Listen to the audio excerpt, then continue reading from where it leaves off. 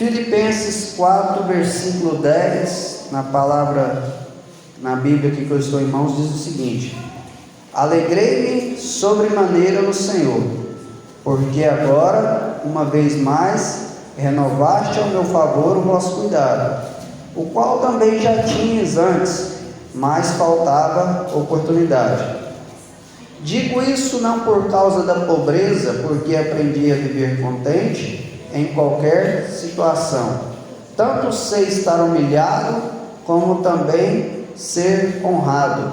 De tudo e em todas as circunstâncias já tenho experiência, tanto de fartura como de fome, assim de abundância como de escassez.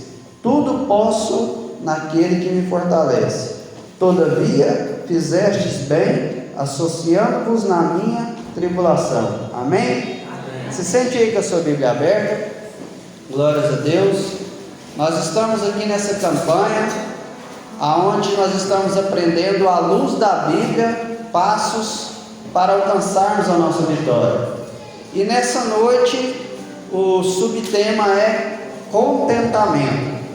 Mas antes de entrar aqui no texto lido de Filipenses, primeiro eu quero dizer que contentamento não é sinônimo de indiferença. Vou repetir: contentamento não é sinônimo de indiferença. Às vezes a pessoa fala o seguinte: se a pessoa gostar de mim, bem; se a pessoa não gostar de mim, amém. Isso não é contentamento, isso é indiferença. Nós, como servos de Deus, precisamos estar atentos, porque entre uma e outra coisa, às vezes, o que divide é uma linha muito fina. Contentamento é estar contente em qualquer circunstância. Agora, indiferença não. Indiferença é um veneno para qualquer relacionamento. A indiferença é um veneno para a vida do casal. A indiferença é uma vida no relacionamento entre patrão e funcionário. A indiferença é um veneno no relacionamento entre os irmãos aqui, pastor e membros e ovelhas. A indiferença é um veneno no relacionamento nosso com Deus. Por quê? Quem é casado aqui sabe que às vezes é melhor você ter uma discussão do que você chegar perto da sua esposa. Tanto faz, né? Tanto faz. Gelada, fria. Então a indiferença é complicada. É igual às vezes, se a gente não vigiar, a gente chega na igreja, tanto faz se está cantando o hino da harpa, ou se está cantando um corinho, tanto faz se tem um irmão pregando, ou se tem uma irmã. Não é isso que a Bíblia fala, porque a indiferença é um veneno para qualquer relacionamento. Às vezes a pessoa pensa: tanto faz se eu oro, se eu não oro, tanto faz se eu congrego, se eu não congrego, tanto faz. Isso não é contentamento, isso é indiferença. E nós precisamos ter isso em mente, porque às vezes as pessoas falam assim: fulano, todo jeito para ele está bom. Cuidado, talvez pode ser indiferença.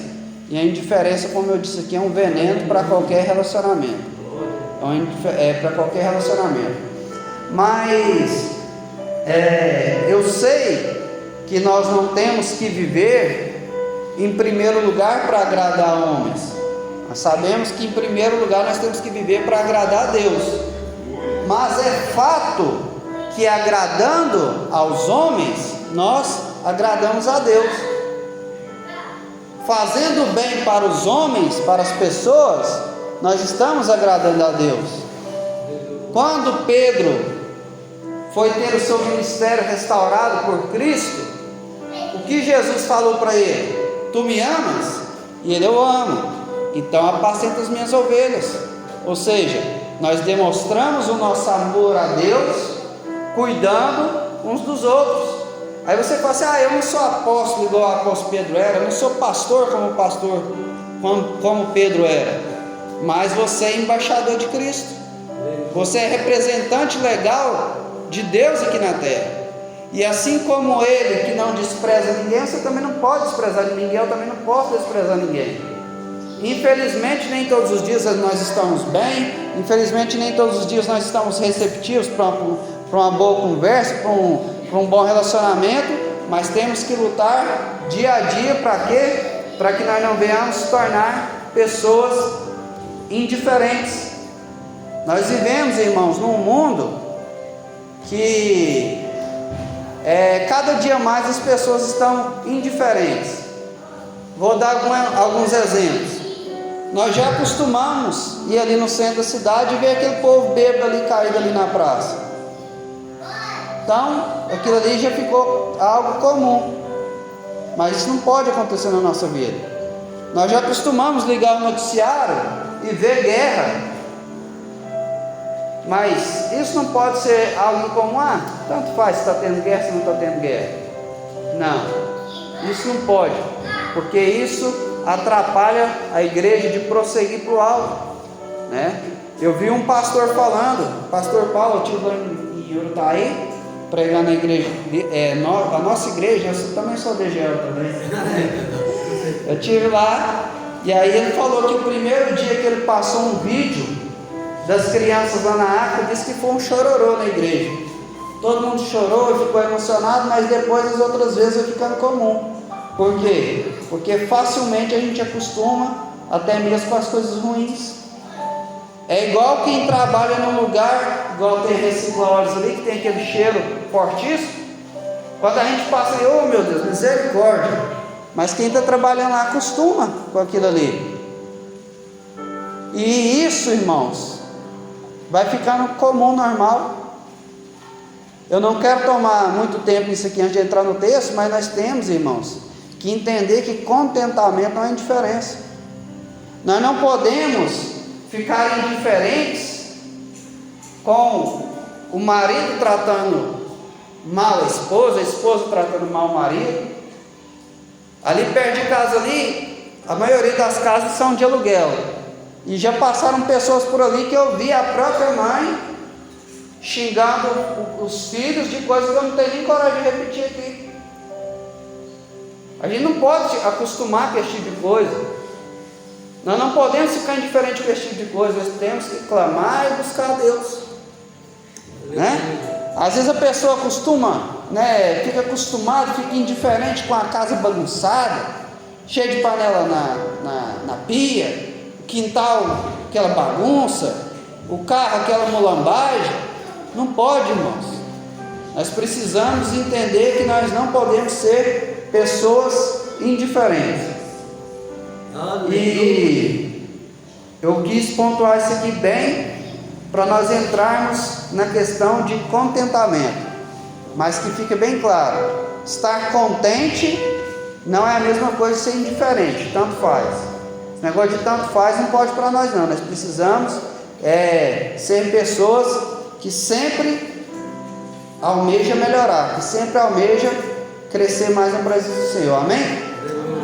Então o versículo 10 começa dizendo o seguinte: alegrei-me sobremaneira no Senhor.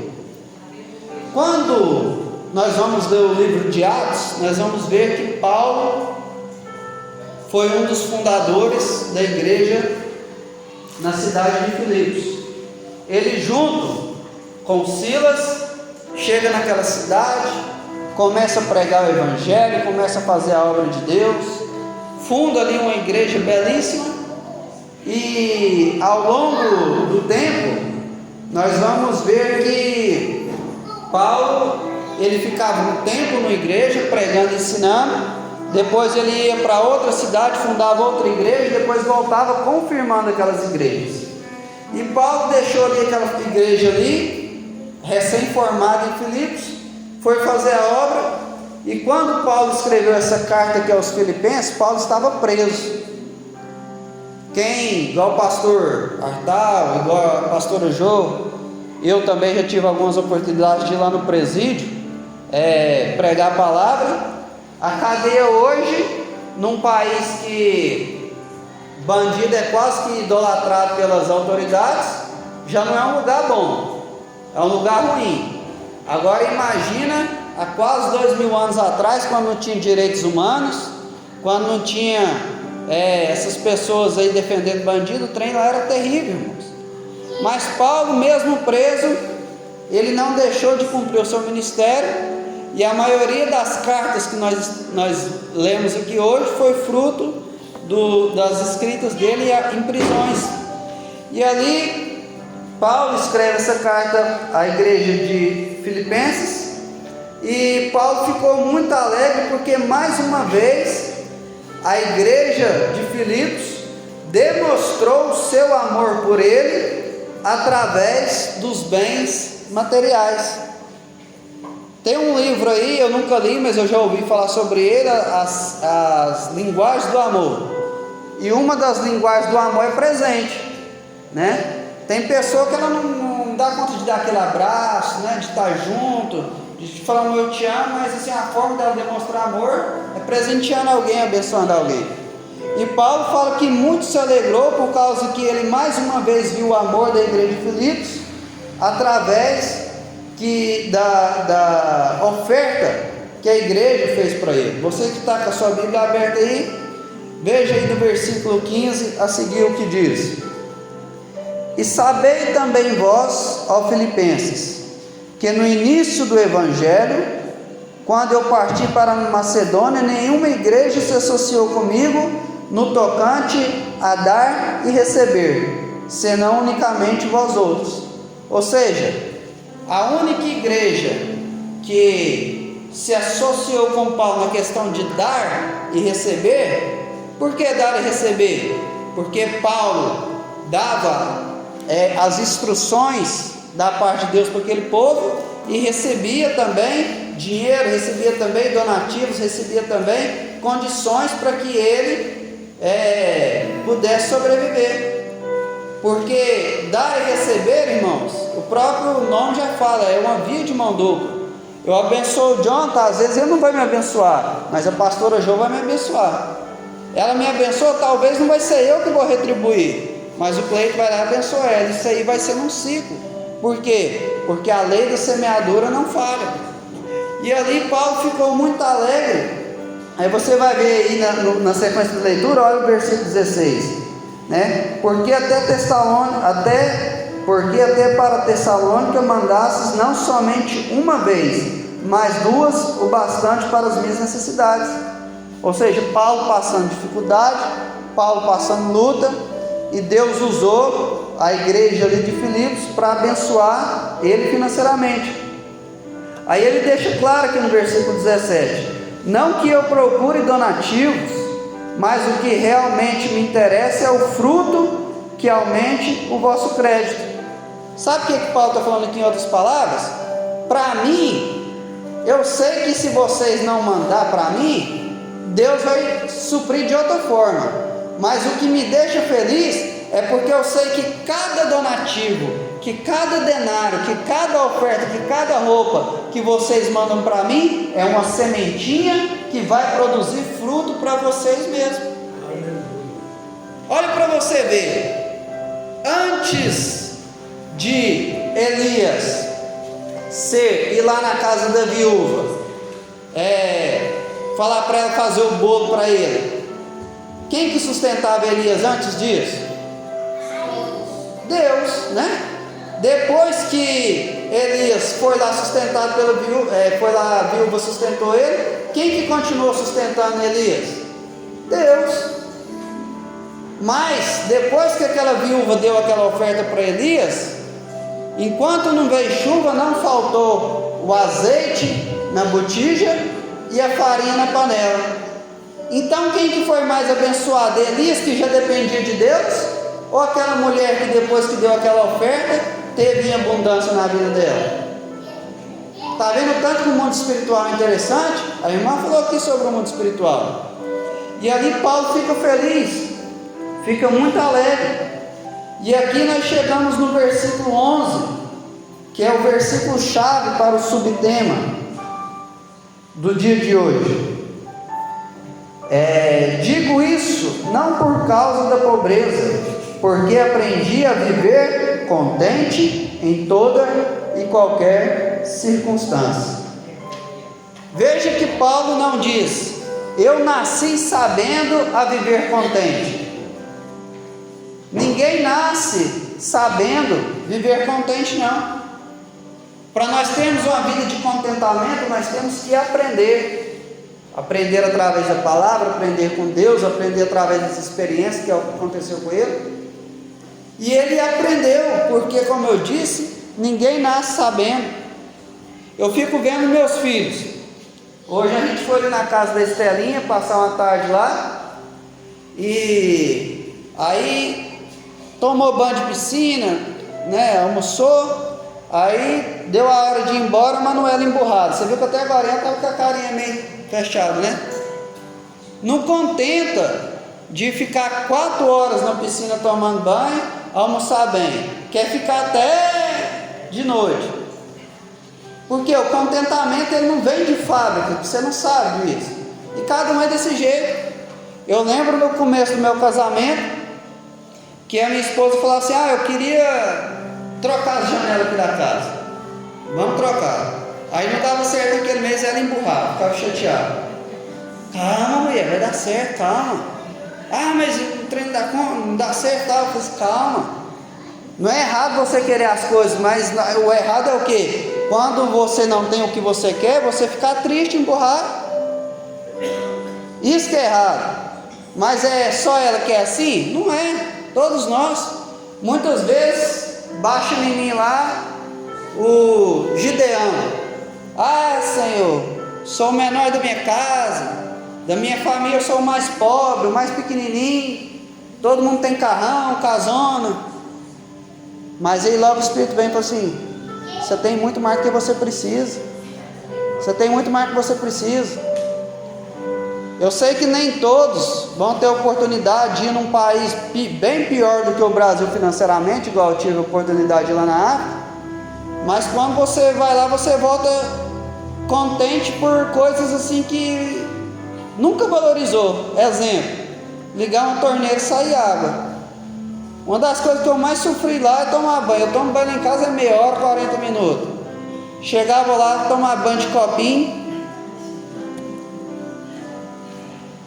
Para beber água tem que ir lá pegar. Na hora que o meu primo viu o vídeo do lugar da água da cisterna lá que nós pegava água, eu falei assim: meu Manelzinho do céu, é Deus mesmo, porque uma água dessa aqui, até pneu lá dentro tinha. Aí eu falei assim: só Deus mesmo. Então, meus irmãos, quando a gente para de focar no que a gente quer e não tem, e começa a agradecer, começa a ficar contente pelo que já está na nossa mão, tudo muda, irmãos. Tudo muda. Eu fico vendo aquela história de Acabe. Acabe era rei de Israel. Certamente era o homem mais rico ali de Israel. Aí Acabe olha assim para uma terra vizinha, vê a vinha de Nabote. Aí ele esquece de Nael, de tudo que Deus colocou na mão dele, fica de olho na vinha de Nabote. E ele nem queria a vinha de Nabote, dona Valdaíra, para chupar uva ou fazer um vinho. Ele queria a vinha de Nabote para fazer da vinha uma horta. Olha o que é a cabeça do ser humano. E ali ele vai lá, quer comprar, me vende a vinha que eu vou comprar essa vinha. Não, eu não vendo, é herança do meu pai. Aí ele faz igual meus meninos, né? Igual minha mulher, assim, quando eu estou nervoso, meu beiço fica 10 centímetros para frente. Aí faz o beição. Aí Jezabel chega lá: o que foi? Eu queria a vinha de Nabote, mas ele não quer vender.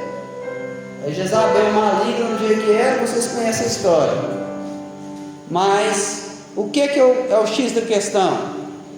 Um homem que tinha tantas coisas que Deus deu para ele, estava triste, desanimado, beiçudo. Por quê?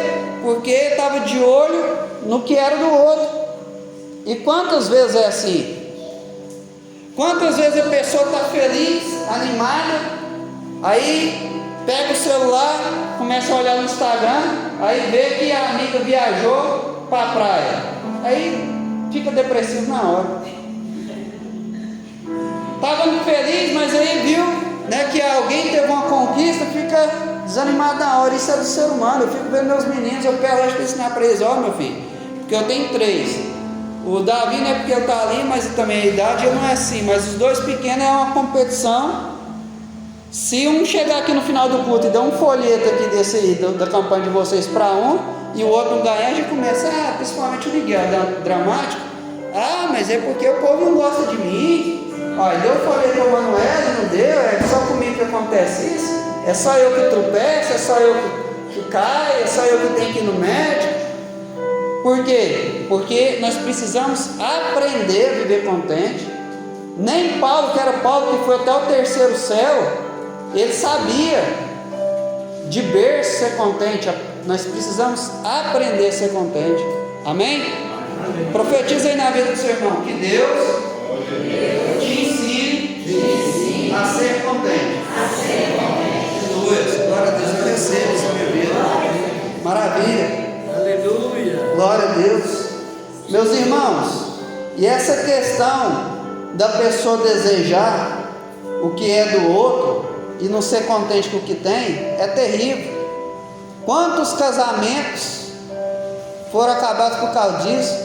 Porque às vezes a pessoa tem um marido excelente, uma esposa excelente, mas não reconhece e pensa que a outra 3ª pessoa que é boa.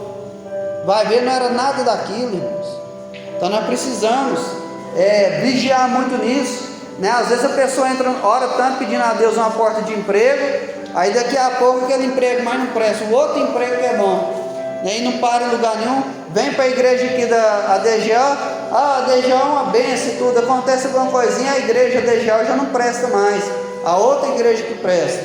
Então nós precisamos vigiar nessa situação. Glórias a Deus. Santo é o nome do Senhor. E aqui ainda no versículo 11 ele diz o seguinte, nós estamos aqui no versículo 11, que é o versículo chave. Ele fala que aprendeu a viver contente em toda e qualquer situação. Isso aqui, irmãos, não era bravata de Paulo, não.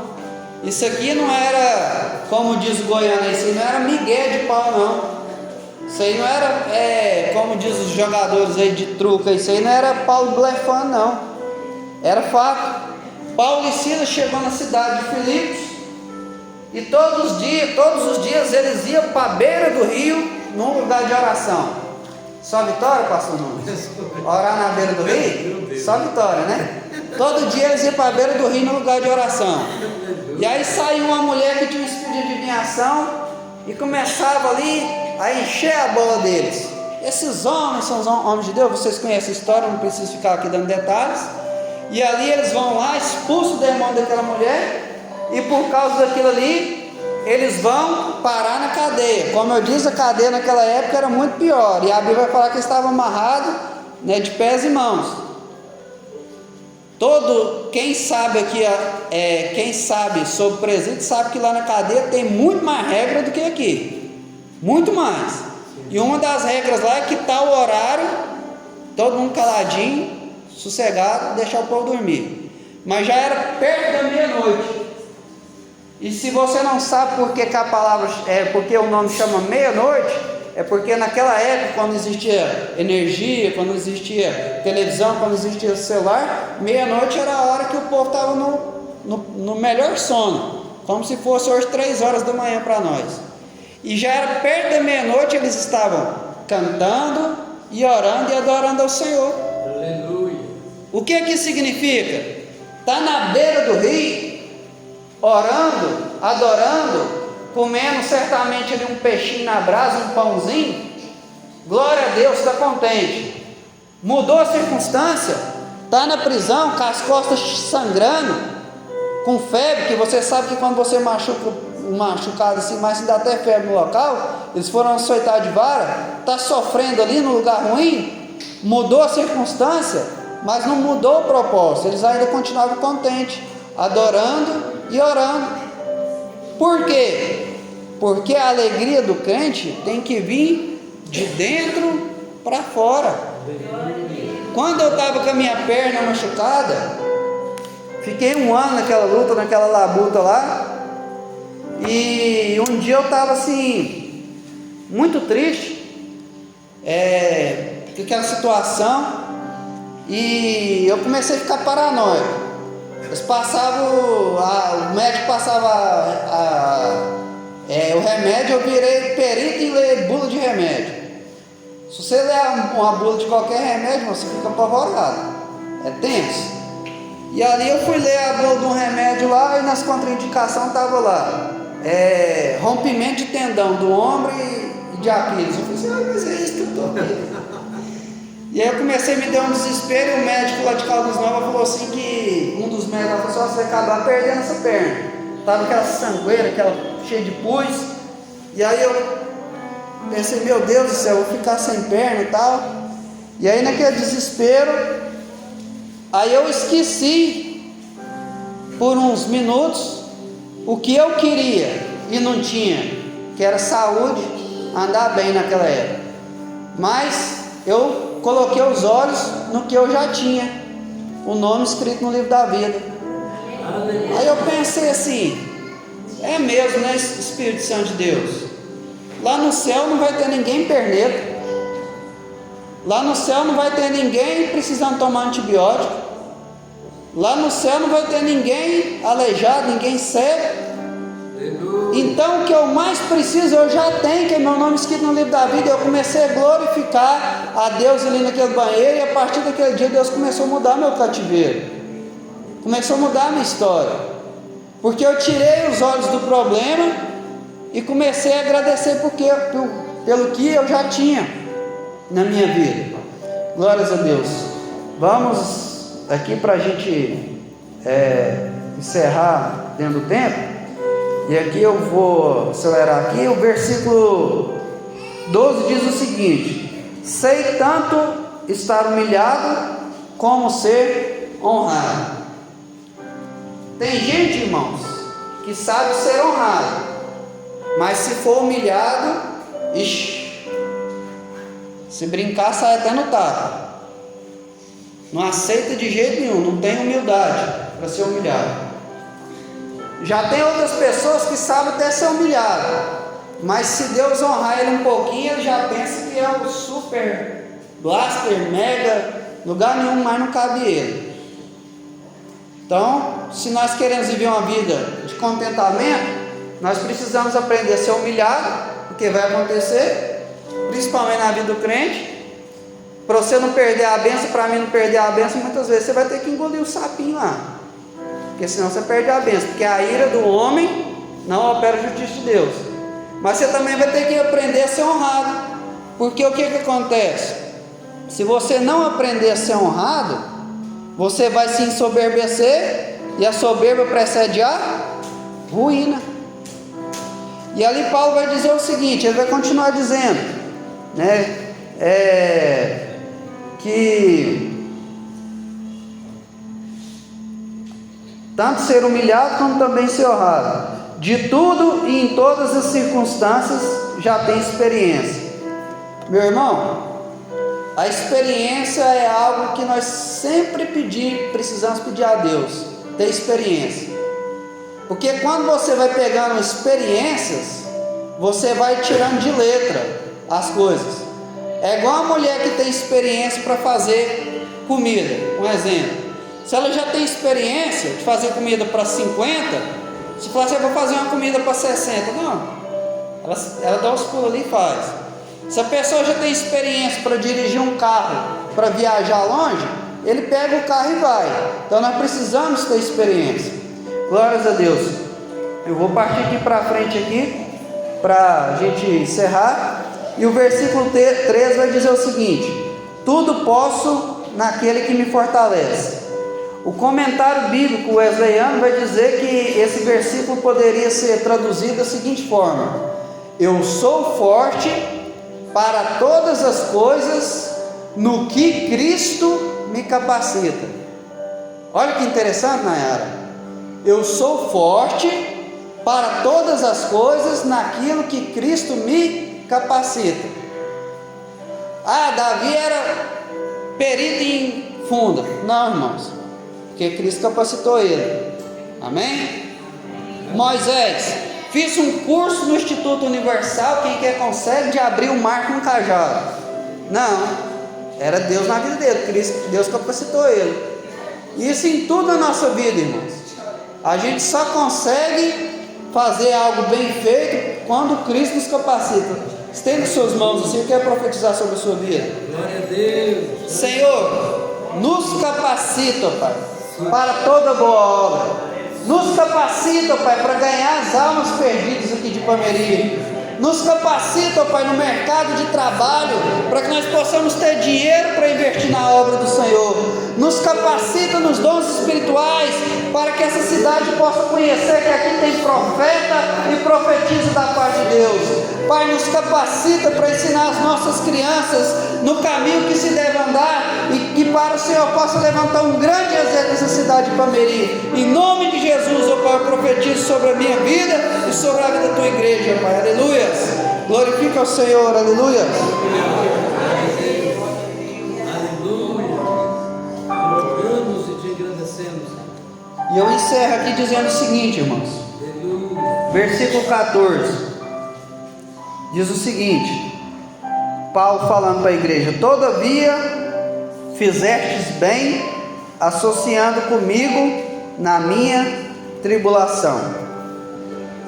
Como eu disse, irmãos, se a igreja de Filipe não mandasse dinheiro para Paulo ali no presídio, não mandasse roupa para Paulo ali no presídio, não mandasse o que Paulo precisava ali, Deus iria levantar outra pessoa para mandar. Deus não iria deixar Paulo perecer por causa disso, sim ou não?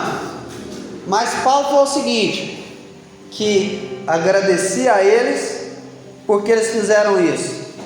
Meus irmãos, nós não podemos perder a oportunidade de ser bênção na vida das pessoas. Nós não podemos perder a oportunidade de ser bênção na vida das pessoas. Nós podemos ser bênção na vida das pessoas através de uma palavra, sim, uma palavra de bênção. Nós podemos ser bênção na vida da pessoa através de uma oração, sim, mas nós também podemos ser bênção na vida da pessoa através dos nossos recursos financeiros. Foi falado aqui sobre a oferta de Abel. A Bíblia vai dizer que a oferta de Abel fala até os dias de hoje. Você sabe o que é essa a oferta de Abel fala? Nessa mesma época que eu estava machucado, essa igreja aqui levantou uma oferta e mandou lá em casa para mim no momento que eu mais precisava. E eu saio aqui em Palmeirinha, nas cidades aqui perto, já fui pregar em São Paulo, Deus me deu essa oportunidade de ir em outro continente, e a oferta que vocês ofertaram na minha vida na época que eu mais precisei, ela fala até os dias de hoje, porque eu testemunho disso. Amém? Então não perca a oportunidade de ser bênção na vida de alguém. Não perca a oportunidade de ser bênção na vida de alguém. Você pode ficar tranquilo que o diabo não vai colocar no seu coração para você dar dinheiro para ninguém. Se for no seu coração, é o Espírito Santo. O diabo não vai querer que você dê dinheiro para ninguém, a não ser se for para uma pessoa fumar pedra ou comprar cerveja. Mas se for para abençoar alguém, pode ter certeza que é de Deus. Amém? Vou devolver a oportunidade aqui, que Deus possa falar mais nos nossos corações.